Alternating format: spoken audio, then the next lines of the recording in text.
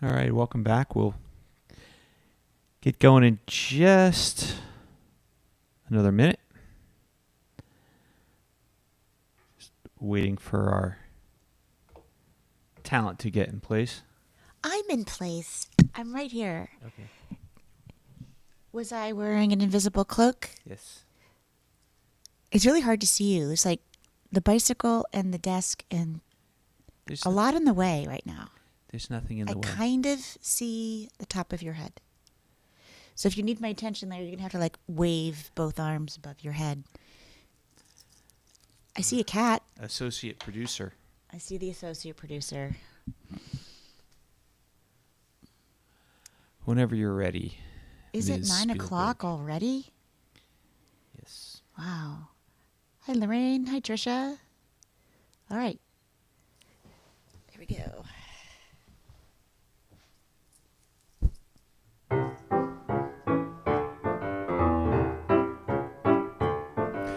Good evening, and welcome to Season 6, Episode 14 of Robin's Piano Bar, where the drinks and the food are virtual, but the piano playing is real. I'm your host, Larry Kosson, streaming live to you on YouTube, Twitch TV, LinkedIn, and Bandcamp. Where were you, Facebook, in 1987? Tonight's episode is Time Capsule, 1987. And now, please welcome to her own home, our favorite piano gal, Robin Spielberg.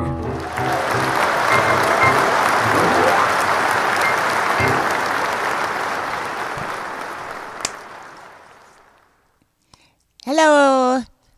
Hi, everyone. All right, so Freshly tuned turn- piano. turn back the hands of time. These are one of my favorite things. And as you'll notice, there is no piano desk here because we don't need any music today. All the music is ingrained into my memory because we're going back in time. Now, it is Time Capsule 1987. That is the theme of tonight's broadcast, but I don't mean songs from 1987. I mean a version of myself from 1987. So I'm going to take you along with me back to the piano bar. That's where I was. This is before I made any recordings, before I met Mr. Larry Kosson, before I left New York City. So 1987, I was living in New York City. There was no internet. There was no internet. There were no iPhones. And there were no laptops. But there were piano bars.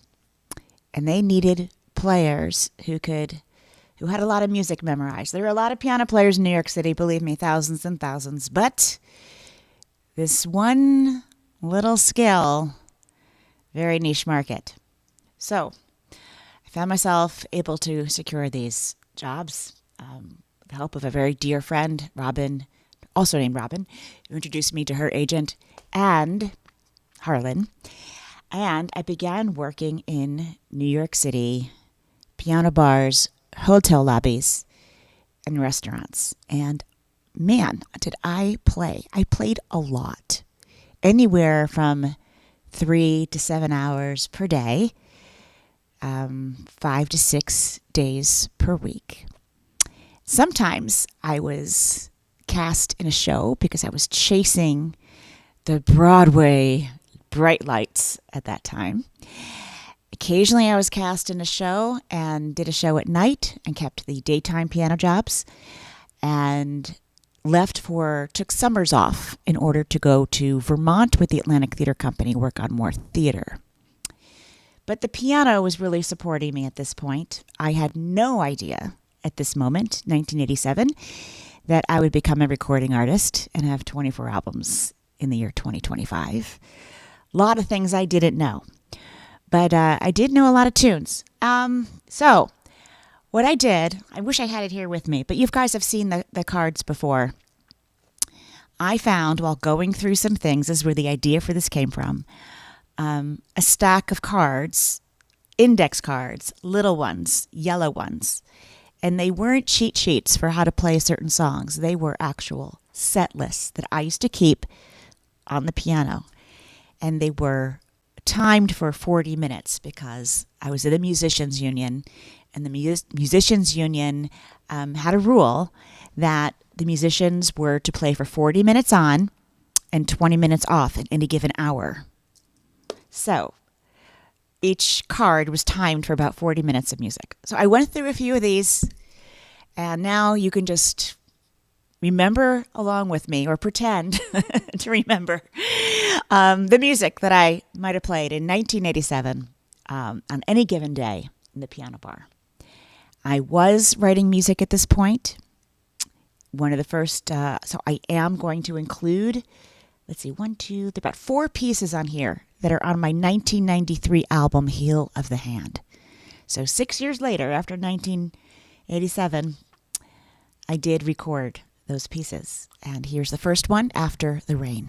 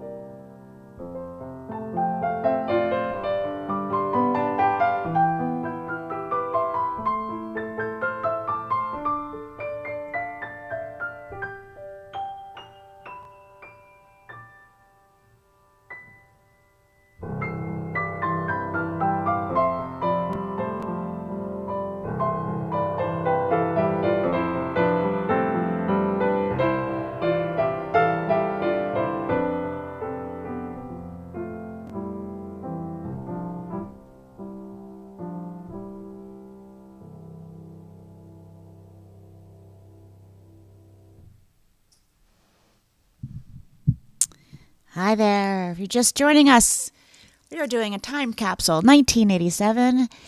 Music that I might have played in the piano bar when I was working in New York City in 1987. Hi, Pierre. So now you're caught up. That's the theme. So, folks, tell me, what is it that... No, Joanne, I did not meet Larry in 1987. I did not yet know him. So, you might have misheard. Good guess. Yes. Good guess. 1987, I was living in New York City. I had not yet met Larry. I had not yet done a play at Lincoln Center. That was coming in a year or two. We didn't have iPhones. We didn't have iPads or laptops. And we certainly did not have live streams, right? But we had piano bars. And so I was going to ask all of you, if you could type in, I'm looking right now, and Larry's monitoring the other channels, but I'm on platforms, but I'm logged in right now to YouTube and Facebook. And I'd like to hear from you. What do you miss about those times? If anything, about the 80s. I was thinking payphones, but now that I think about it, not really, because I was always searching for a dime, and they were kind of germy, and sometimes you had to wait online to use them, so I don't really miss the payphone booth. Were they still a dime in 1980s? I think it was a quarter, Rob. You think it was a quarter then? By 1987, I think it was probably Maybe in the at least 70s it was a dime. 20 cents. I do miss the 25-cent subway fare. Yeah. I do miss that.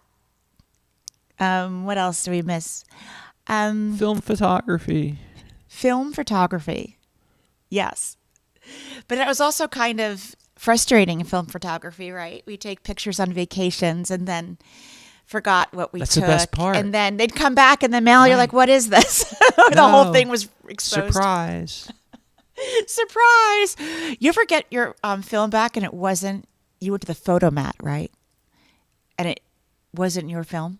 That's happened to me. Like someone else's vacation photos. Anyway. So summer of 1987. 1987. I think by what that were you doing? time, I think I was working at a photography studio. Oh, yeah, and that's the photography studio. When you're having a nightmare, you dream about that place? Yeah. Well, I was definitely playing this in the piano bar because I saw the musical. They're playing our song by Marvin Hamlish and Carol Bayer Sager, and I just fell in love with it. So I know that I played this tune. And I insisted on recording it when I did get a record deal years later. And no one at the record company had ever heard of the song, so they thought I was out of my mind. But they let me do it. This is If He Really Knew Me.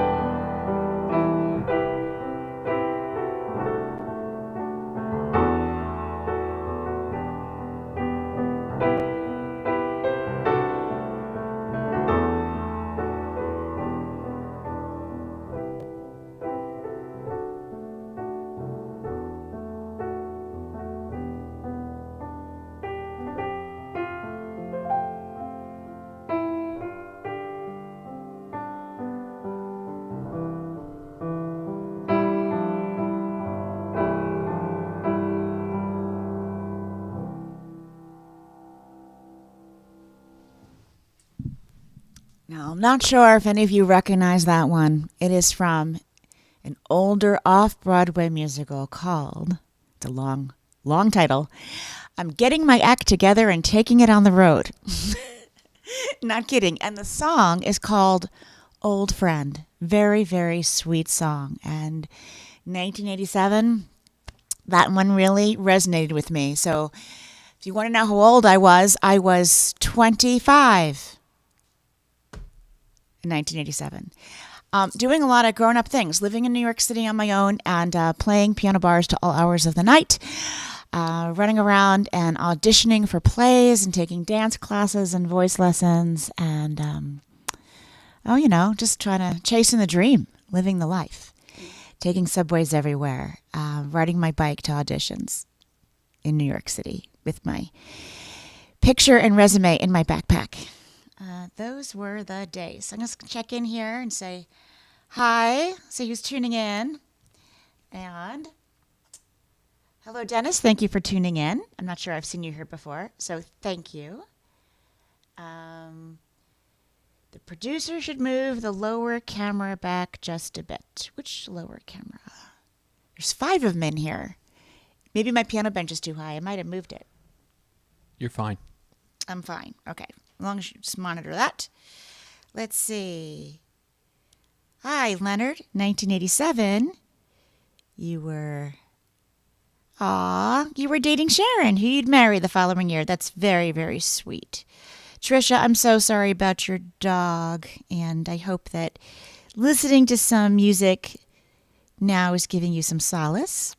Fran is saying her boys were in junior high and high school. And yeah, back is where we were. Anything anyone misses from the 80s, or you're glad it's over? We used to call it kind of the power 80s, right? It was go, go, go all the time. That's what I remember about the 80s. It just felt very, very nonstop. Maybe that's also because I was living in New York City. Anyway, here's the next song. This is called If. And who would have known when I was 25 that decades later, in February of 2020, I would record and release this song on my album Love Story.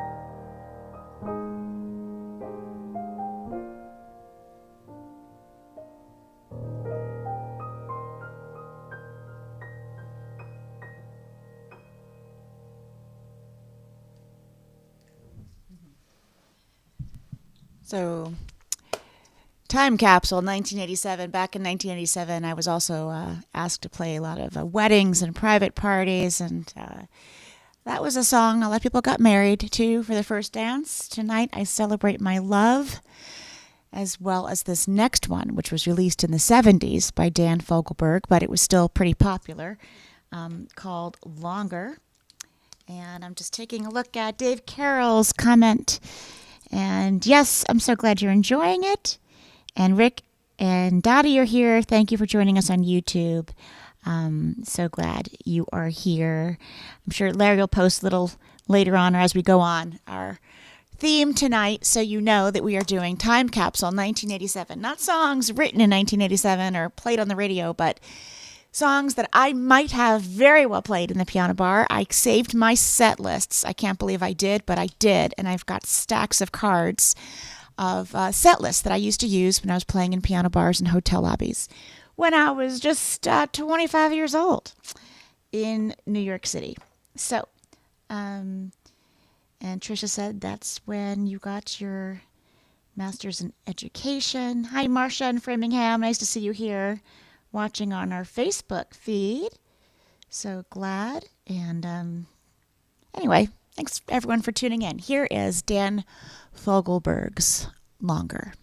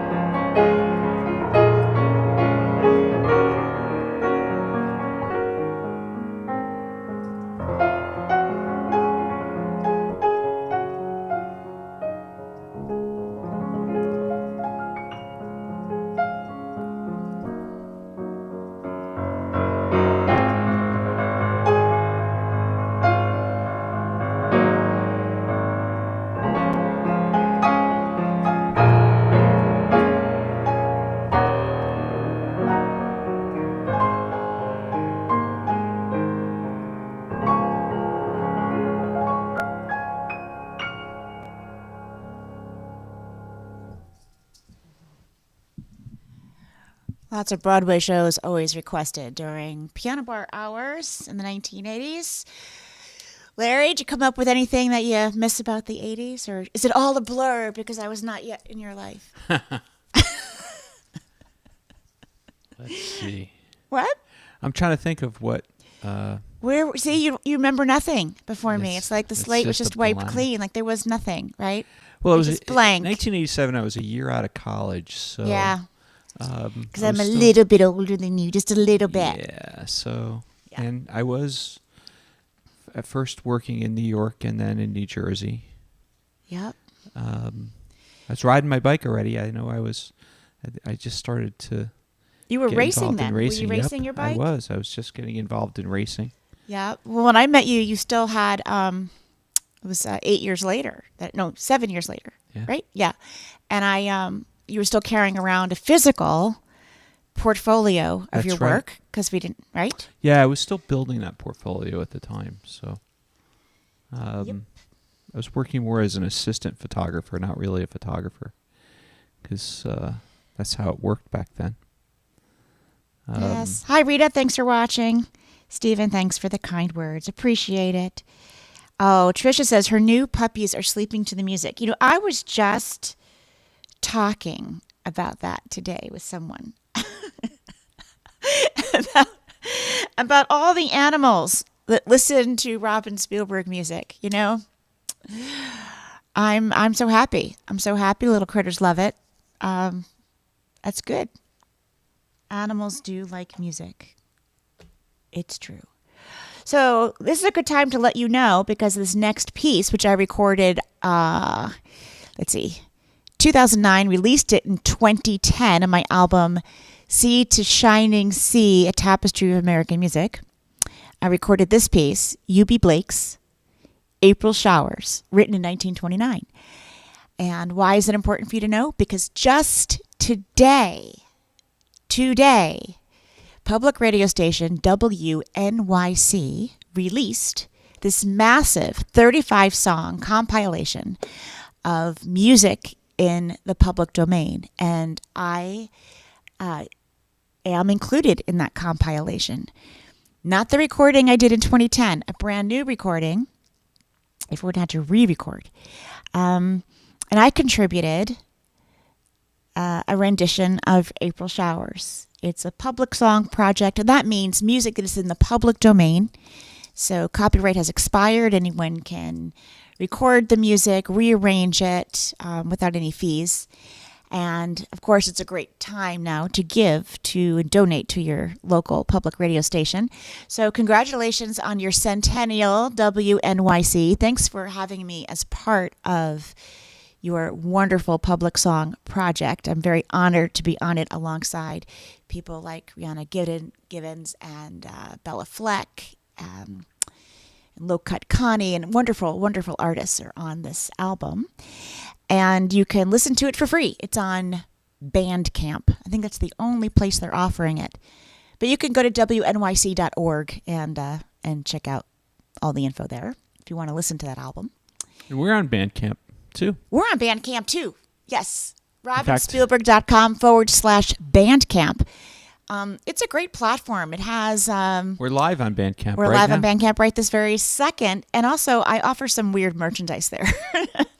Stuff that's not on my website because it's like things that are really low stock or just one-of-a-kind posters or things that memorabilia somebody might want to support this live stream and buy it. I can't quite put it on my website because I only don't really have inventory. Anyway, so here's April Showers. My favorite lyric in April Showers: keep looking for the bluebird and listening for its song whenever April showers come along. The bluebird was a sign of hope. 1929, 1933, those Depression years, and the bluebird showed up in a lot of songs like April Showers, Over the Rainbow, etc.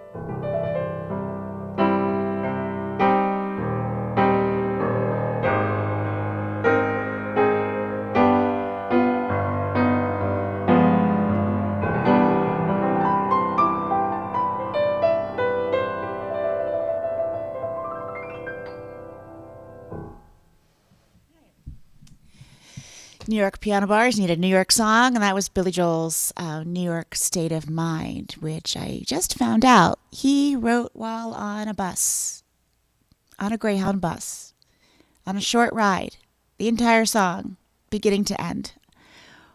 Wowza.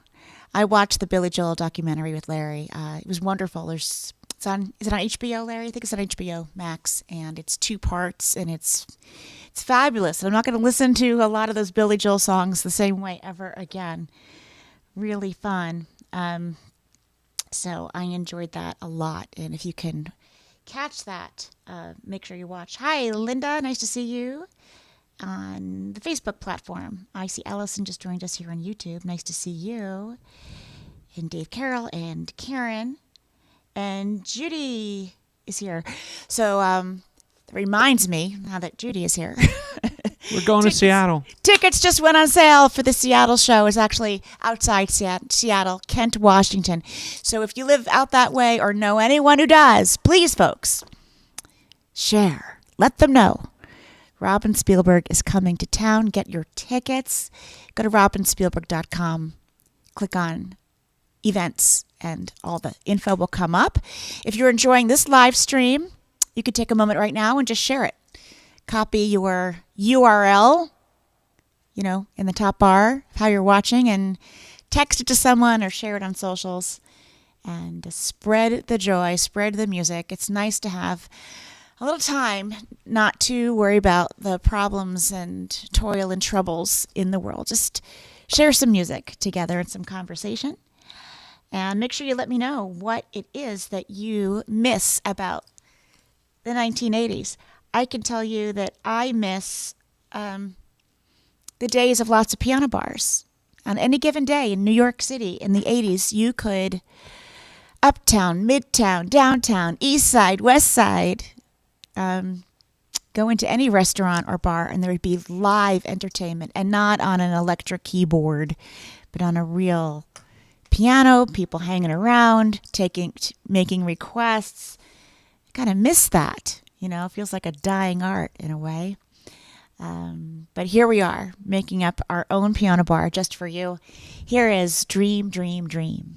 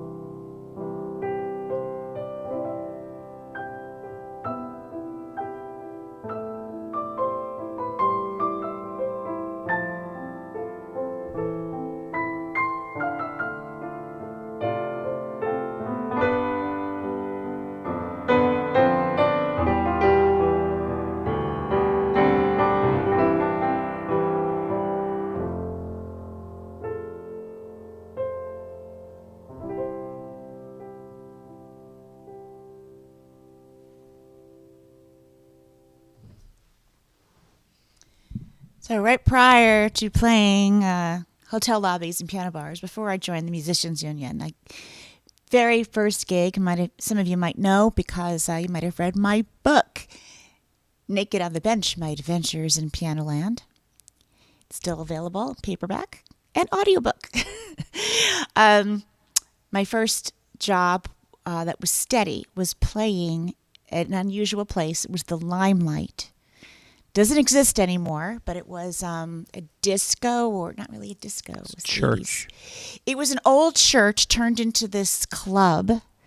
Crazy place. All the dancing going on. And then upstairs, there was a VIP room past the velvet ropes.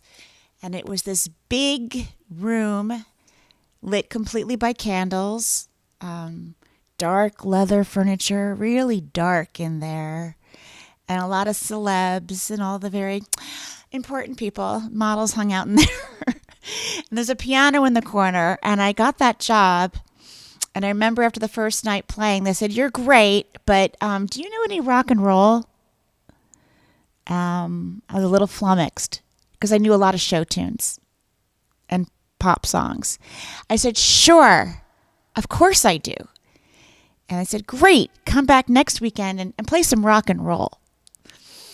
I picked up some fake books pretty darn fast and learned a lot of things by ear and played things like that, A Whiter Shade of Pale, and a lot of new age piano arrangements of Bruce Springsteen songs and Eric Clapton. I think that gig lasted about 6 months or something. It was kind of crazy because it started at 10 p.m. and went to 3 in the morning.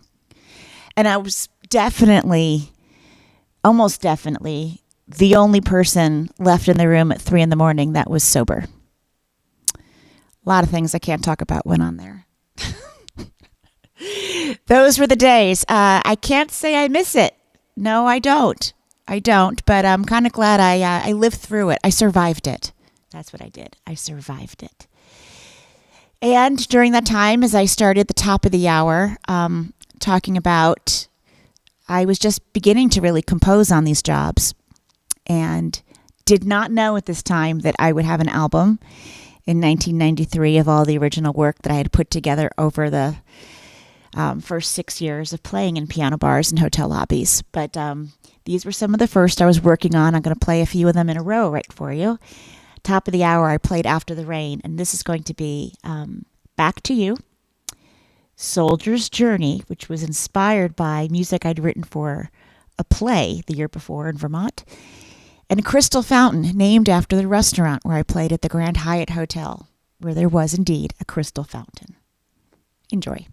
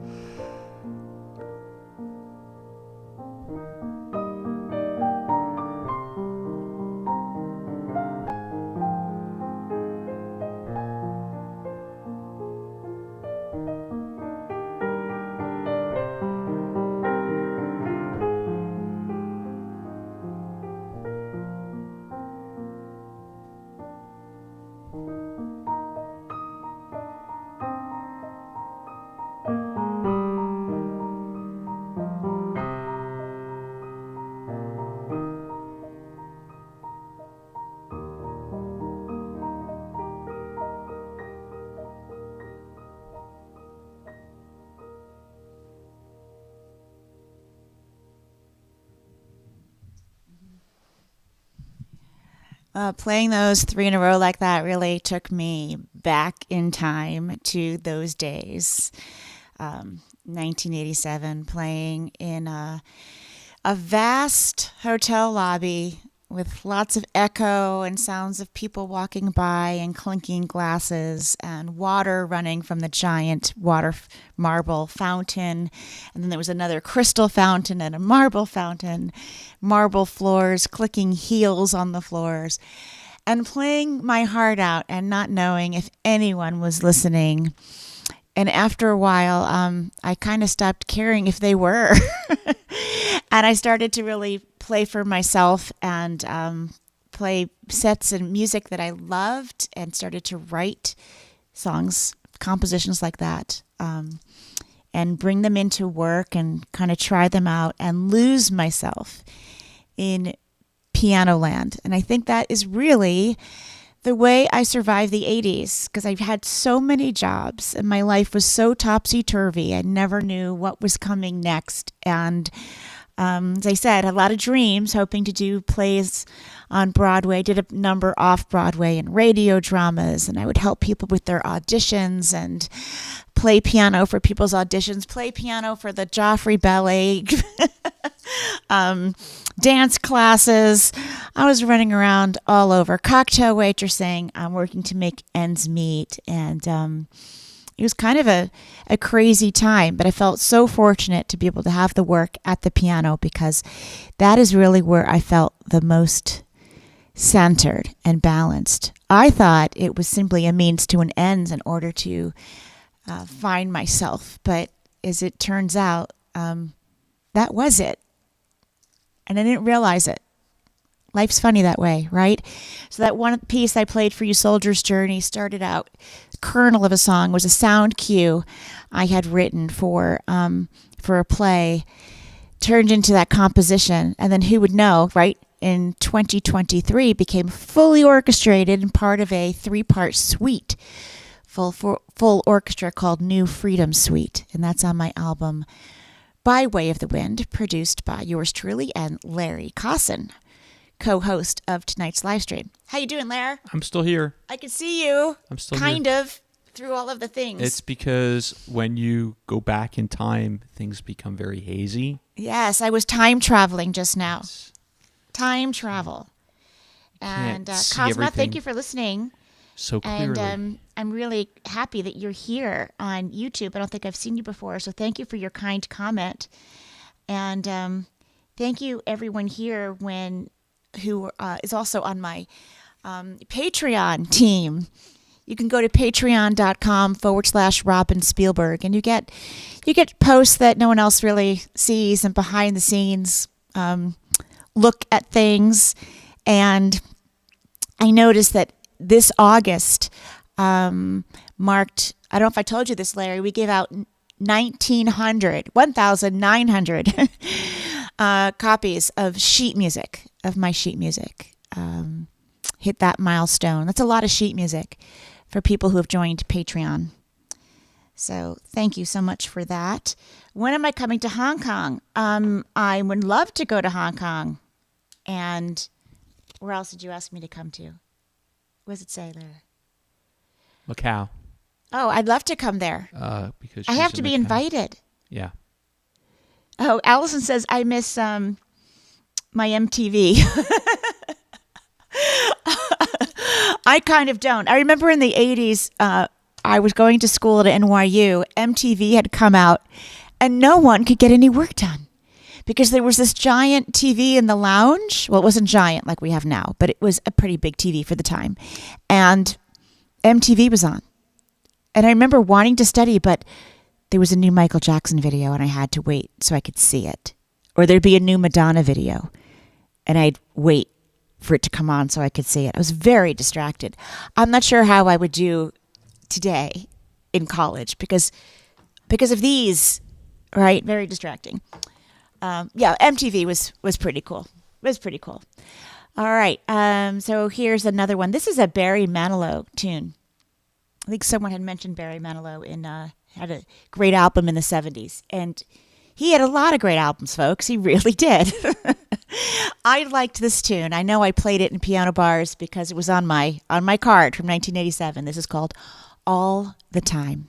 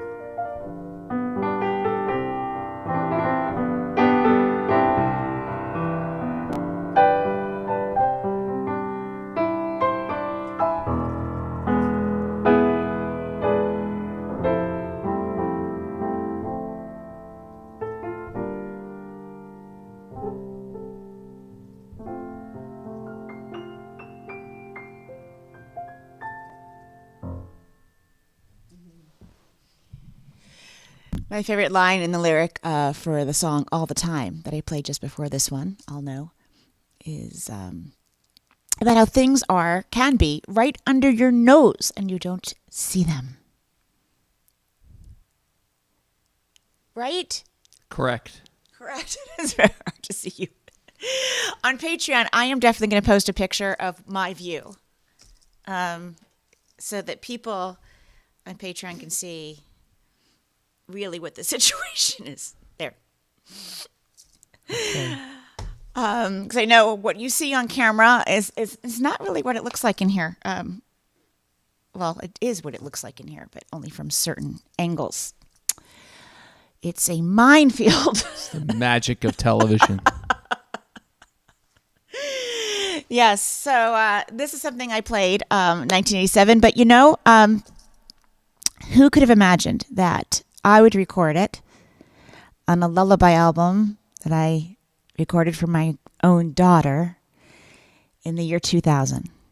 And here we are 25 years after that, and it has more streams now this year in 2025 than it had in all the years leading up to 2025.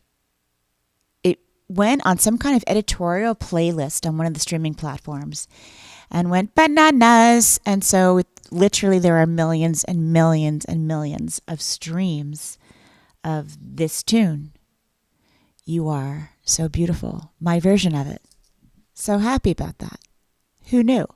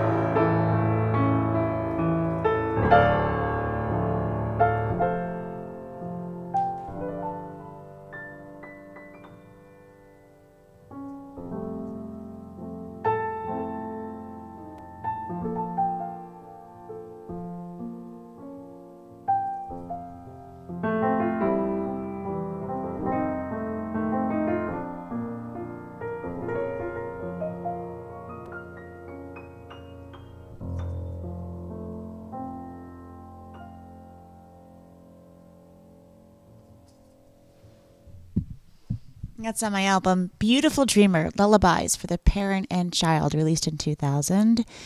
So happy 25th anniversary to Beautiful Dreamer. Time's a strange thing, Larry. It's going like this. That album's a quarter of a century years old. And look at the time. We're at Cray, the end cray. of the live Got stream. one more to go. So when I was playing piano in the in the lobby of the Grand Hyatt in the 80s, I made some friends who worked in the restaurant. And, so often I'd come into work like, you didn't say goodbye yesterday. I didn't see you. And you didn't say goodbye. And let me know when you're leaving. And I'm like, because they lose track of time with waiting tables and all the hustle and bustle. So I said, you know what? When you hear this song, you'll know that's my last song of the afternoon, and you can come over and say goodbye. I had a friend Victor and a friend Rose. They all worked in that restaurant. So it was kind of like this musical cue. I didn't do it for years on end, but I think for a few months, I closed out my set with this song so they would know that my set was finishing up, and they can finish what they were doing, come over and say a quick goodbye.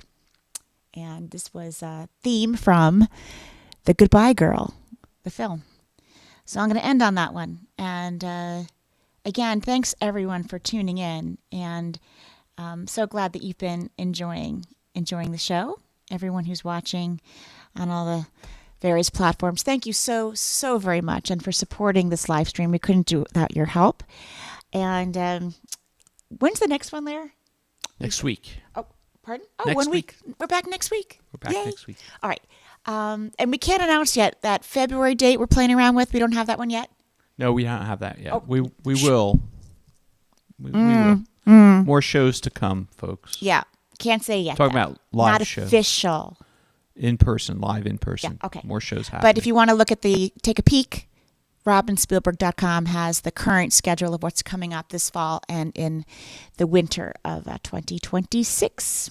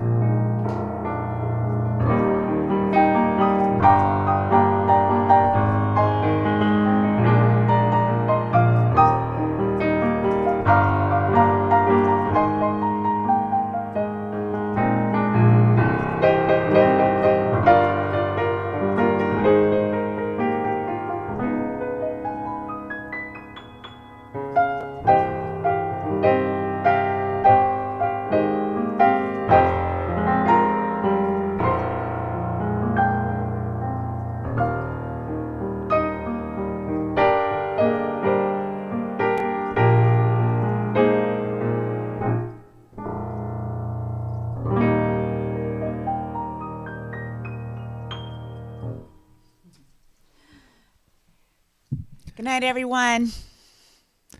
All right, Sasha, send us home.